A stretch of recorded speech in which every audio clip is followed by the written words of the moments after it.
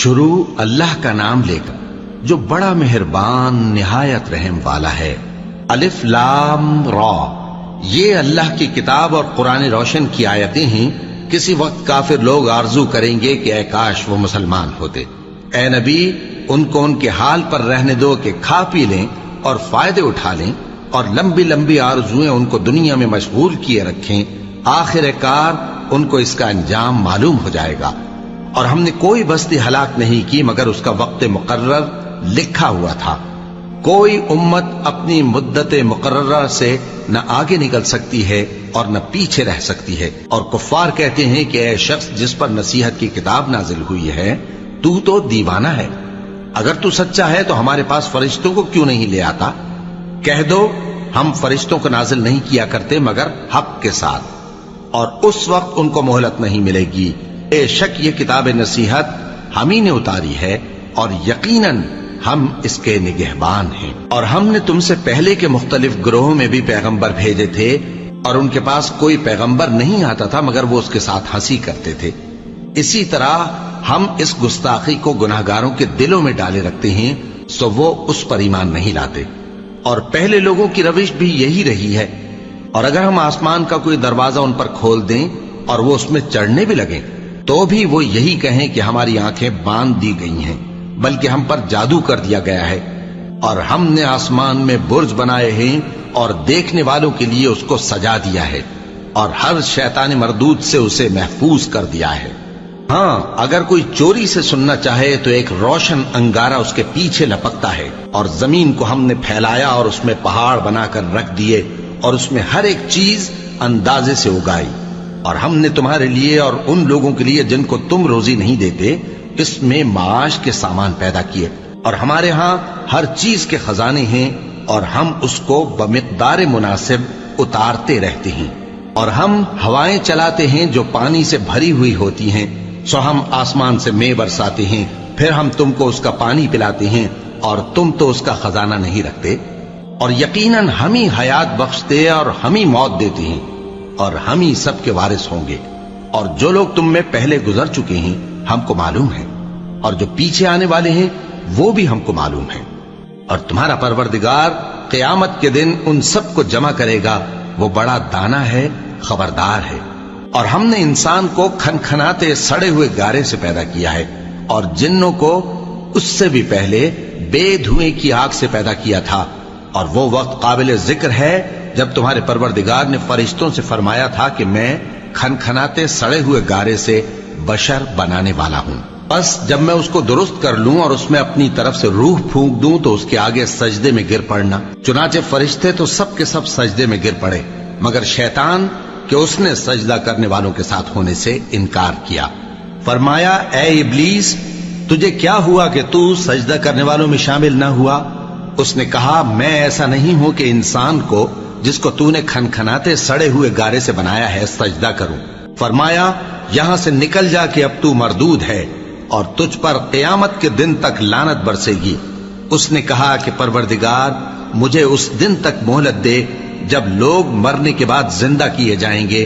فرمایا اچھا، سو تجھے مہلت دی جاتی ہے وقت مقرر یعنی قیامت کے دن تک۔ اس نے کہا کہ پروردگار جیسا تو نے مجھے بھٹکا دیا ہے میں بھی زمین میں لوگوں کے لیے گناہوں کو آراستہ کر کے دکھاؤں گا اور سب کو بہکاؤں گا۔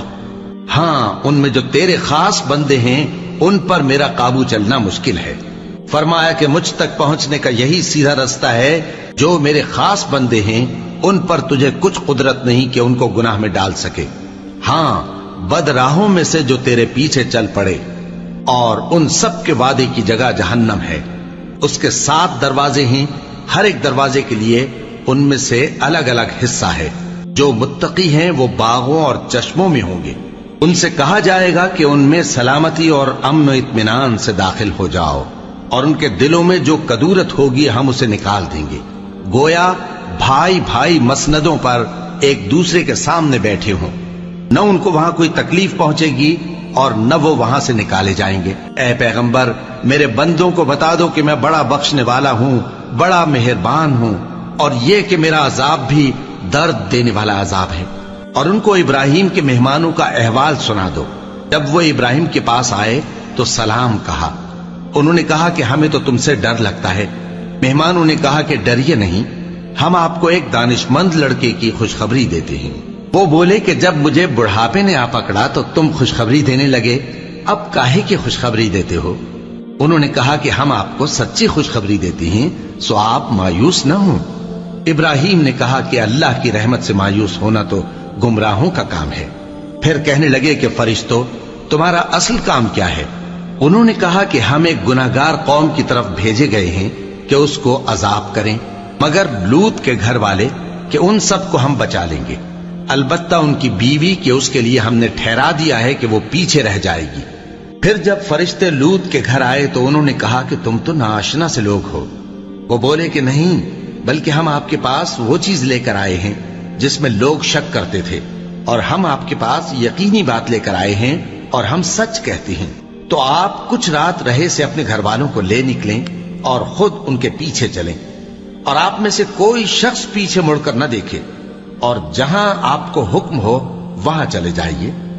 اور ہم نے لوط کی طرف وہی بھیجی کہ ان لوگوں کی جڑ صبح ہوتے ہوتے کاٹ دی جائے گی، اور اہل شہر لوط کے پاس خوش خوش دوڑے آئے۔ لوط نے کہا کہ یہ میرے مہمان ہیں، کہیں ان کے بارے میں مجھے رسوا نہ کرنا، اور اللہ سے ڈرو اور میری بے آبروئی نہ کرو۔ وہ بولے، کیا ہم نے تم کو سارے جہان کی حمایت و طرفداری سے منع نہیں کیا؟ انہوں نے کہا کہ اگر تمہیں کرنا ہی ہے تو یہ میری قوم کی لڑکیاں ہیں، ان سے شادی کر لو۔ اے نبی، تمہاری جان کی قسم، وہ اپنی مستی میں مدہوش ہو رہے تھے، سو ان کو سورج نکلتے نکلتے چنگھاڑ نے آ پکڑا، اور ہم نے ان بستیوں کو الٹ کر نیچے اوپر کر دیا اور ان پر کھنگر کی پتھریاں برسائیں۔ بے شک اس قصے میں اہل فراست کے لیے نشانی ہے، اور وہ بستیاں اب تک شام جانے والے سیدھے رستے پر موجود ہیں۔ بے شک اس میں ایمان لانے والوں کے لیے نشانی ہے۔ اور بن کے رہنے والے یعنی قوم شعیب کے لوگ بھی گناہگار تھے، تو ہم نے ان سے بھی بدلہ لیا، اور یہ دونوں شہر کھلے رستے پر موجود ہیں۔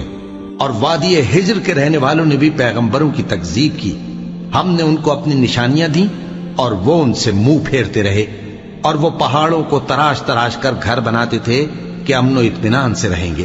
آخر زوردار آواز نے ان کو صبح ہوتے ہوتے آ پکڑا، اور جو کام وہ کرتے تھے وہ ان کے کچھ بھی کام نہ آئے۔ اور ہم نے آسمانوں اور زمین کو اور جو مخلوقات ان میں ہے سب کو تدبیر کے ساتھ پیدا کیا ہے، اور قیامت تو ضرور آ کر رہے گی، تو تم ان لوگوں سے اچھی طرح سے درگزر کرو۔ کچھ شک نہیں کہ تمہارا پروردگار ہی سب کچھ پیدا کرنے والا ہے، جاننے والا ہے۔ اور ہم نے تم کو 7 آیتیں جو نماز میں دہرا کر پڑھی جاتی ہیں، یعنی سورہ الحمد اور عظمت والا کلام عطا فرمایا ہے۔ ہم نے کفار کی کئی جماعتوں کو جن کو فوائد دنیاوی سے نوازا ہے، تم ان کی طرف رغبت سے آنکھ اٹھا کر نہ دیکھنا، اور نہ ان کے حال پر رنج و غم کرنا، اور مومنوں کے ساتھ تواضع سے پیش آنا، اور کہہ دو کہ میں تو اعلانیہ ڈر سنانے والا ہوں، اور ہم ان کفار پر اسی طرح عذاب نازل کریں گے جس طرح ان لوگوں پر نازل کیا جنہوں نے تقسیم کر دیا، یعنی قرآن کو کچھ ماننے اور کچھ نہ ماننے سے ٹکڑے ٹکڑے کر ڈالا۔ سو تمہارے پروردگار کی قسم، ہم ان سے ضرور پرسش کریں گے ان کاموں کی جو وہ کرتے رہے۔ پس جو حکم تم کو اللہ کی طرف سے ملا ہے وہ لوگوں کو بے دھڑک سنا دو، اور مشرکوں کا ذرا خیال نہ کرو۔ ہم تمہیں ان لوگوں کے شر سے بچانے کے لیے کافی ہیں جو تم سے ہنسی کرتے ہیں، جو اللہ کے ساتھ کوئی اور معبود قرار دیتی ہیں، سو ان قریب ان کو ان باتوں کا انجام معلوم ہو جائے گا۔ اور ہم جانتے ہیں کہ ان کی باتوں سے تمہارا دل تنگ ہوتا ہے، تو تم اپنے پروردگار کی تسبیح کہتے اور اس کی خوبیاں بیان کرتے رہو، اور سجدہ کرنے والوں میں سے ہو جاؤ، اور اپنے پروردگار کی عبادت کیے جاؤ یہاں تک کہ تمہاری موت کا وقت آ جائے۔